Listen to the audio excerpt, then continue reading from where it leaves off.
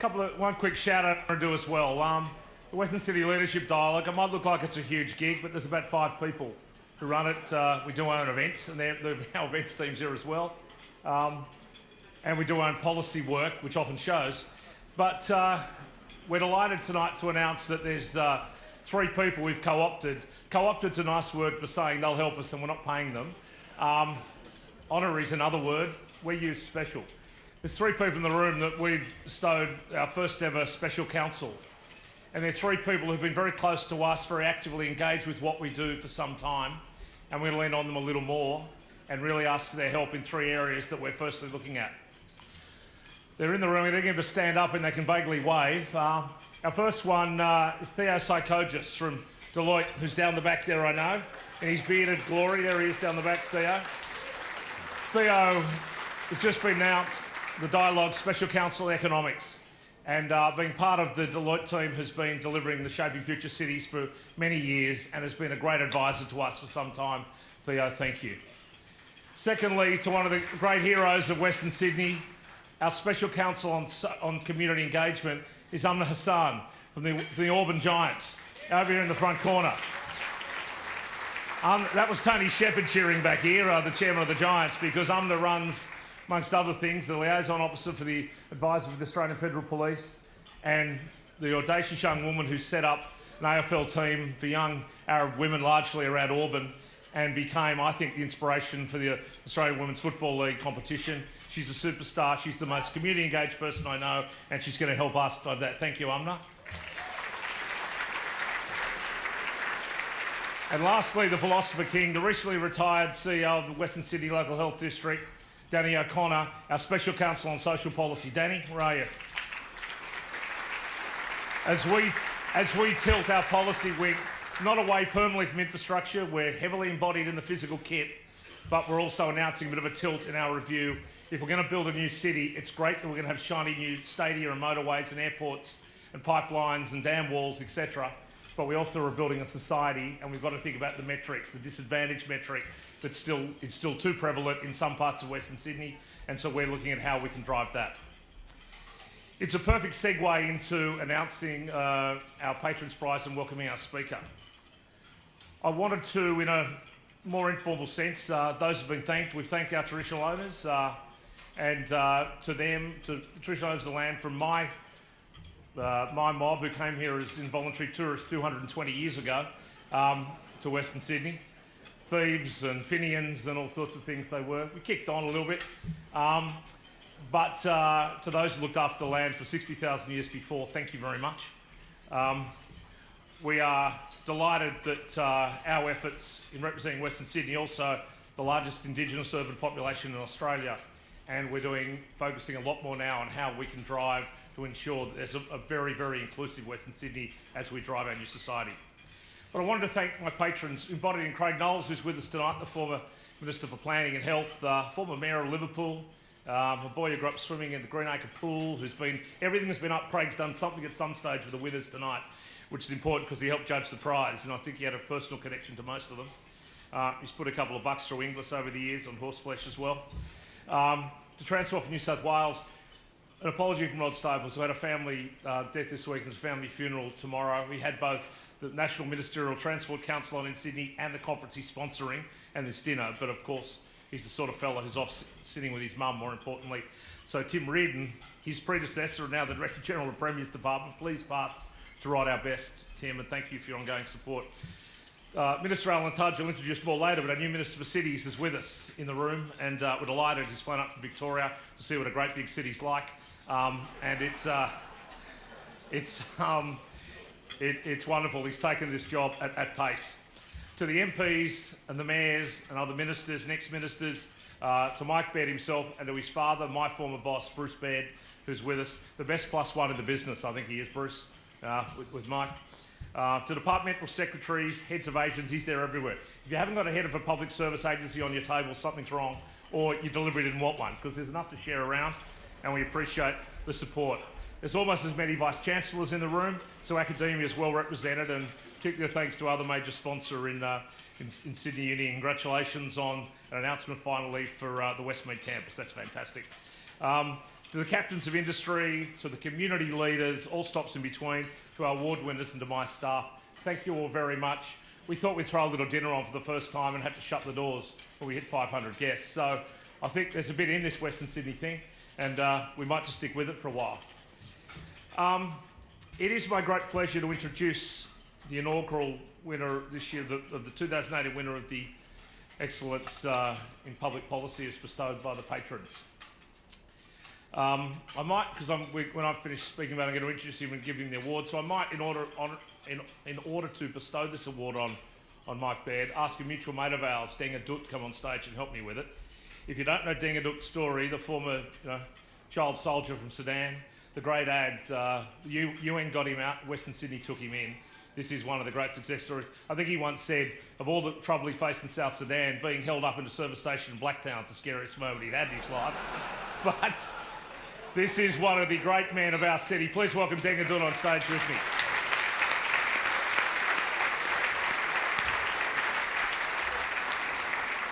He's an ambassador of the foundation. He's very closely involved with the Savannah Pride basketball team in Blacktown, one of the great sporting products and part of the Sudanese community.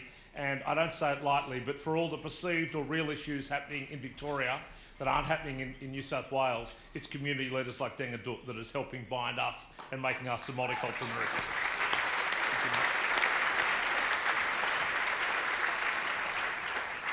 But to Mike Baird, the big event. As I mentioned to Bruce, thank you, Bruce, for giving us Mike. Mike and I are both the sons of famous political fathers who went before us. We both agree the sins of the fathers shall never be repeated upon the sons. I would say in a more serious moment, it's a tough day in politics. Most people would have seen this afternoon's activities with what will be inevitable change of opposition leader in New South Wales and what everything else that happened. It's a tough personal situation for everybody involved. It's awful. And I think on the other side of politics, Malcolm Turnbull's on Q&A about now. So it's always tough. It's always an interesting time in politics. But some people rise above politics, and I think what we've tried to do on behalf of the patrons of the dialogue is award those who really who've gone the extra mile for Western Sydney. Mike Baird's a guy whose Western Sydney journey started at the King's School. Now, as a kid who went to Burnside Primary next to the King's School, I don't know, can I say he gets this award in spite of his King's School background, Nigel. He developed a pretty good Westie accent there. For a kid who grew up all around the world, he's got the best Westie accent in politics. But I think he saw early on, boarding at the King's School, an early part of Western Sydney, around the corner from my joint. His real earliest economic contribution to this region we saw was when as Treasurer, he announced that the government would, for the first time, pre-commit to new buildings. Wouldn't just wait, let all the developers take the risk and then come in and swan in and see if it'll join up. He said, we're going to move some staff back to the west and we're going to help pre-commit. So things like the Flinders Centre, things like Parramatta Square, things like commercial opportunities across the region took off. After he learnt from King's School, went round the world, finished his degree, became an investment banker in Australia around the world, but came back to us, came back to be part and eventually take up his calling in politics. And I think for Mike it was. Probably too many people these days make a profession of politics. Mike didn't. Mike went in, did his public service and went back to his profession. And it's a rare phenomenon. So rare that, of course, the cynicism of Sydney assumed there was something more to it. He'd done his job, he went back, looked after his family, earned a quid, and he thought politics was too hard. I'll try banking during Royal Commission time instead. Nothing like timing, Mike. But I think Mike will be best remembered politically for the courage he showed in taking on a tough debate about privatising state assets. In fact, he went to an election off a promise to privatise our electricity. It was a brave move, in political terms, very courageous minister, I'm sure he was told regularly. But not only did he get an endorsement from the people, the ballot box who supported it, he got a ringing endorsement from the market when he went on to sell those assets. I think the Endeavour guys are with us tonight, one of the beneficiaries and others. And the great beneficiary is all the projects it's now funding, that recycled capital throughout Western Sydney. It's helped fund, think of the sort of things it's helped fund. Things like the North West Rail to open next year, Parramatta Stadium to open next year, WestConnex to open partly next year. A lot of next year happening. Before, whether Gladys would like it a little before March, but it'll be sometime next year, some of these projects. particularly the effort Mike put onto a range of projects, things like Little Standards, his legacy, the magnificent Arthur Phillip High School. The school I played at sport, not Kings, and they used to beat us up. Tough little school, Arthur Phillip. They're now getting a high-rise building, the first high-rise school, and it's a great achievement. But possibly for Mike, I think in policy terms, he took on local government reform. Probably not as much in Western Sydney because we already had big councils, but all the sport brats of the inner east with their 400 people in LGA. I'm talking to you, Hunters Hill. Or how about Wallara? Oh, we don't want those people from Waverley in our council, those bastards from Bondi. Oh, we sat in the West just marvelled at how Wallara and Waverley could be such good friends. We already have big councils that are performing pretty well on the whole, and as we'll come to at the moment, getting on really well in a thing called the City Deal. But I would say in personal terms for Mike, the fact that the fights he took on that are not yet complete are for us the best fights he took on. He had the hide to say the inner city arts elite, guess what? The powerhouse is going to the people who've been paying for it for 200 years. The people of Western Sydney are going to share in the arts budget for once, and I could think of nothing that ruffled more feathers than that. It's still coming. We're going to have a great public building. It won't be the last cultural institution we get in the West, but it'll sure be a great investment as it flows through. You'll all be well remembered in this room, Mike, for the way you prioritised Western Sydney Stadia over the others. As I said, Parramatta Stadium opening next year. The Eels might even win a game. The Wanderers might win the comp. But it's the sort of fights you had that weren't popular in favour of Western Sydney. And with the creation of the Greater Sydney Commission, I think your lasting policy legacy you have, with the help of Lucy and Jeff and Sarah and others, recast the debate that Western Sydney is now the solution for Sydney, not its problem. It is now the epicentre, the region. There are 3 cities, 2 of them form Western Sydney, which is kind of appropriate, and that is very much indication.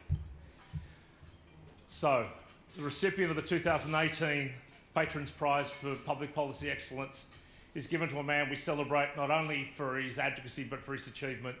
Please welcome the Honourable Mike Baird.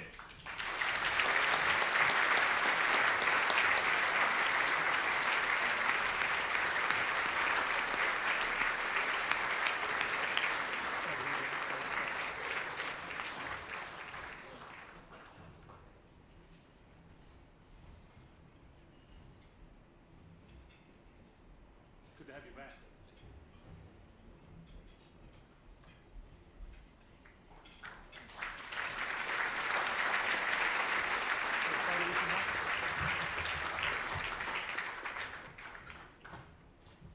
It's all selfies for MPs, isn't it?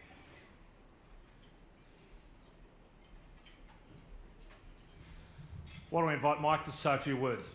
The Honourable Mike Baird.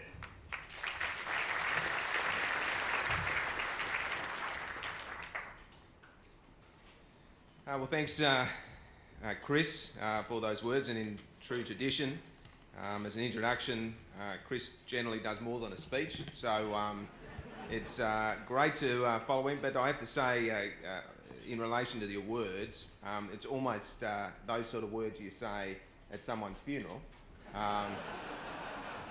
So it's great to be alive.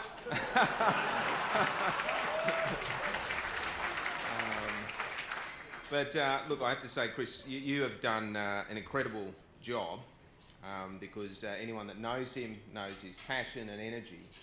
He's not only brought this room together, but he's given a focus and a vision and a collaboration and brought the best of the best to Western Sydney. And I think we are very different on the back of your support. So, Chris, it's been a pleasure to know you as a mate, but also a pleasure to know you as someone that's made a real difference to this city.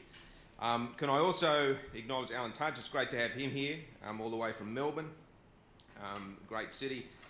They're very sensitive in Melbourne because, look, because I now work for a Melbourne-based company, and every time I just say Sydney's better, and they go into a meltdown. So I started to produce a list of all the great things about Melbourne. You ready? That's right. That's it. So. Well, no, it's not true. Alan Tudge. I'll say Alan Tudge is fantastic. So great to have him, and also great to have a couple of former ministers here, Craig Knowles and my father. And actually, the interesting thing about my father being here, he left as Transport Minister in the mid-90s, and we saw Uber Air. Well, I saw the maps for Uber Air in my father's folder, so I think he invented it. So, well, you just see the first trip, Manly to the city. That's a ripper. So, I like 8 minutes. Anyway, so that's great. So look, I have to say that it's great to be back with friends and people that have made a real difference in my life. Things have changed a bit. I'm certainly recognised much less, which can be a good thing. Although a lady came up to me recently and said, "I know you." And I said, "Where from?" She said, "You're an Australian cricketer."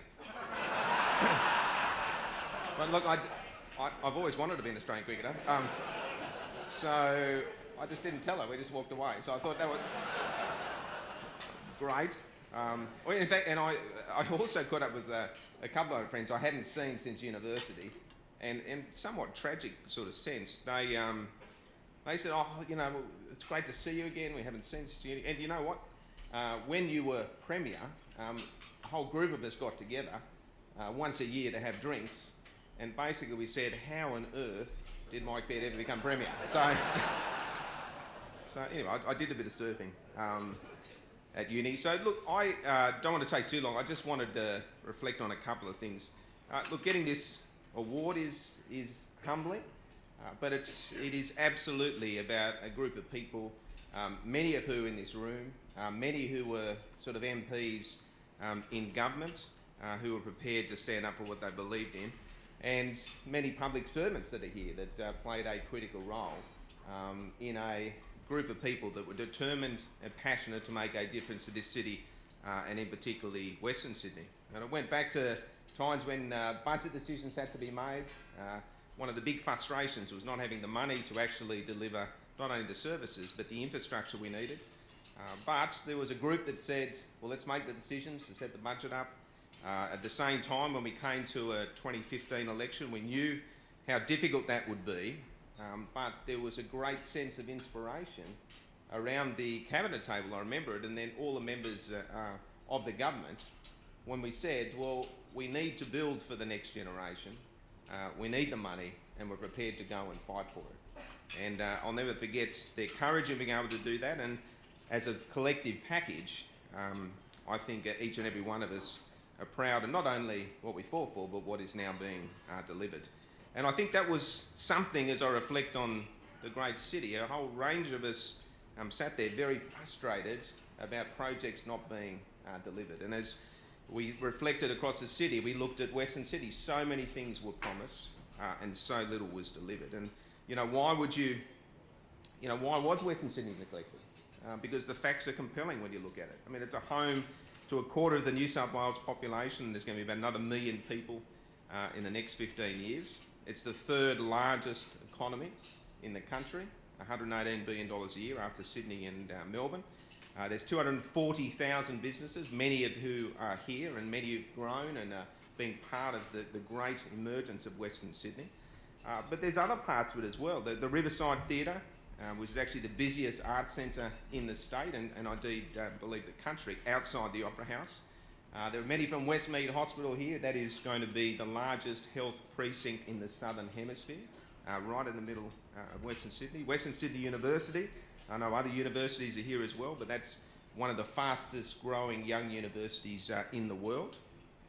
And all of that creates a package when at the time I was in government, the infrastructure community around the world said that Western Sydney is going to become the infrastructure capital of the world. And who would have thought that was possible even 5 years ago, let alone 10, 15 or 20 years ago. And we've started to see it. And I think that the excitement with the infrastructure is one thing, but for me it was always about the people. One of the greatest privileges that I had was to meet some of the most incredible people. Deng Adut being at the top. Someone reminding us each and every day of what a great country we're part of. A child soldier taken up and embraced by Western Sydney, unable to speak English, taught himself English, got his HSC, went to university at WSU, and now as a lawyer, looks after those who are most disadvantaged in the community without representation through legal aid, an inspiring Australian. And he represents what you see on a daily basis. In Western Sydney, one of the most multicultural communities in the world, right here. Diwali was celebrated just in the last few days.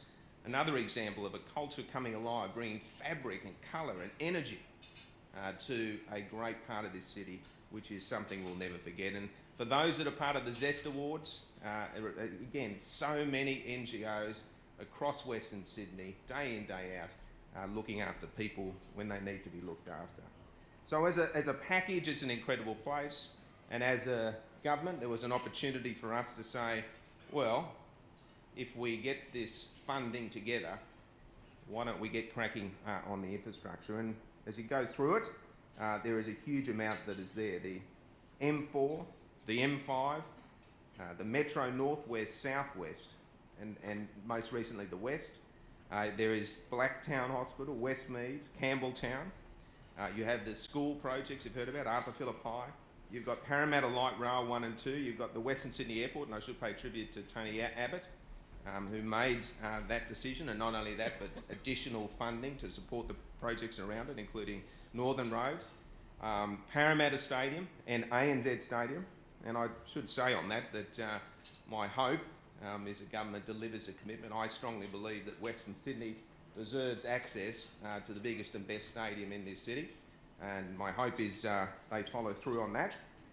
And lastly, the powerhouse. I think long and hard about many times in government. This one perplexed me because it was a museum whose patronage was declining. The site was so restricted that a huge number of the collections couldn't be shown, and we had an opportunity to put it in Western Sydney. Now, not everyone agreed with it, as it turned out, but my simple message to them is, why on earth does not Western Sydney deserve a cultural institution of its own? And I think you can talk about any part of a city and a community, but I think each and every one of us know that arts and culture gives us soul. And I believe that that will be an incredible part of the soul of Western Sydney as it is delivered next term. So as a package, what you have is greater than $60 billion in infrastructure, not just maps or plans, but physical work underway, many which open next year.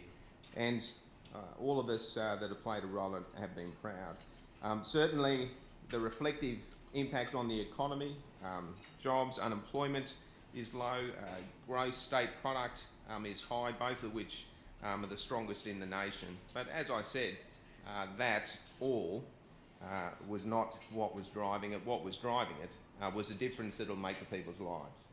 I think that every family in Western Sydney deserves the best possible hospital. Our nurses and doctors, if they're in Westmead or they're in Blacktown or Campbelltown, the best possible facilities. Our kids deserve the best possible schools. We deserve the best possible transport. And anything we can do to reduce congestion and traffic time to enable families to get together quicker at night or to work quicker is something that we should be doing, and we did. So, friends, it's quite humbling to be here tonight. Chris, thank you very much for the honour. But I do want to finish by just paying tribute to everyone in the room. The job in Western Sydney, I believe, has just started. I think the true potential is going to come over the next generation. And I strongly believe that the future of this country will be defined by what happens in Western Sydney in the next 25 years. It is an incredibly exciting time to be part of this great city and to have a particular passion and interest in Western Sydney. It is going to be unprecedented. It's going to make a difference to people's lives, and the next generation are going to have more opportunities for jobs and education than have ever been seen before. And I think that was worth fighting for, is worth fighting for, and I look forward to working with you to make it happen. Thank you very much.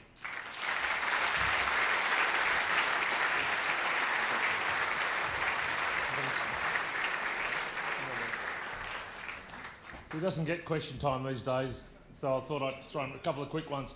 What I probably forgot to mention is one of the reasons the patrons wanted to honour Mike's work wasn't only for his work in politics. was also for his work post-politics. And you spoke about the jobs and the opportunities.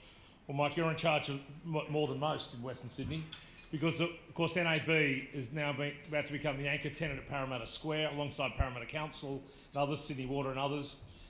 You're taking about 3,500 jobs to Western Sydney, Parramatta, and then through Mike. So putting your NAB hat back on, yeah, good news for a bank this week, so let's revel in this one. Where do you see that NAB engagement? It's not just you're in charge within the bank of the engagement beyond just physically moving bank staff to be domiciled at Parramatta. From an NAB perspective, where do you see the role the bank's going to play in that broader engagement and that economic region?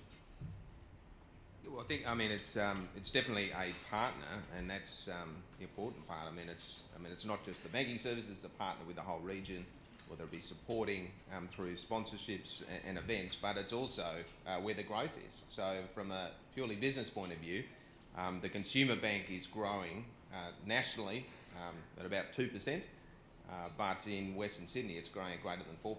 So it's almost double what the bank is doing. So it is clear that our investment and resources, both jobs and upgrade of presence in terms of branches, will come in Western Sydney. So we are serious about putting more jobs into Western Sydney.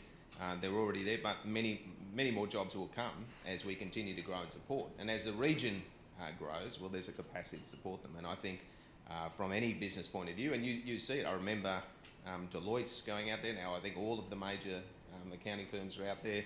There has been some banks that have come out there, but others have left. But you are seeing legal firms, financial services, continuing to grow in Western Sydney, and it's simple because that's where the activity is. That's where the jobs are required, where the work is, and that's why we'll be there as well.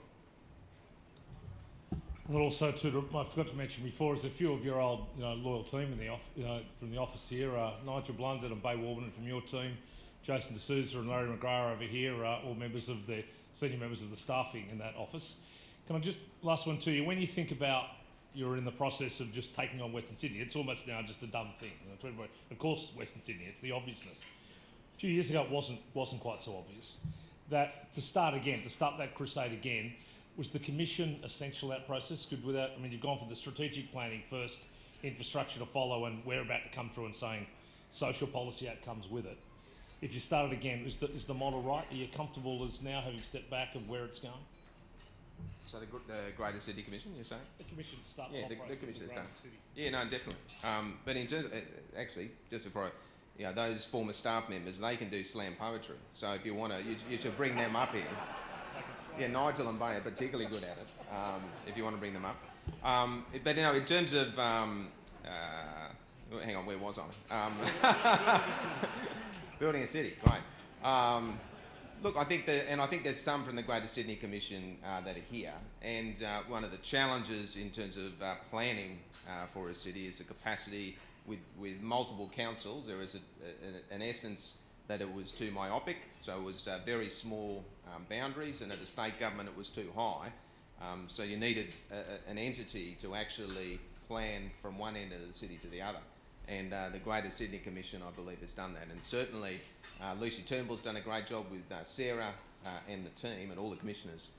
But it's not rocket science. How do you create a city that has not only the capacity for housing, but it has the public transport, it has the schools, and has the hospitals, and it has the funding to match. And the Greater Sydney Commission has organised government in many respects to support local councils in delivering that. But I think that has been a fundamentally great thing for the city, and I think it'll be strong for years to come. Would you please make welcome the 2018 Patrons Prize winner for Excellence in Public Policy, the Honourable Mike Baird.